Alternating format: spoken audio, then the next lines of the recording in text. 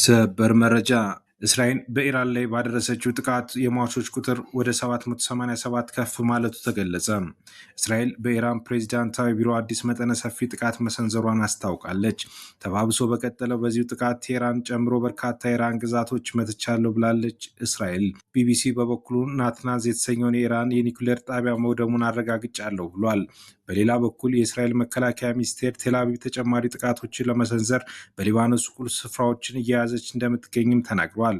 ኢራን በበኩሏ የመልስ ምት የሚሆኑ በርካታ ጥቃቶችን መሰንዘሯን ስትቀጥል 30 የሚሆኑ የጦር ሰፈሮችን ኢላማ አድርጌያለሁ ብላለች። በሪያድ ሳውዲ የሚገኘው የአሜሪካ ኤምባሲ በኢራን 2 ድሮኖች በደረሰበት ጥቃት መውደሙ ተነግሯል።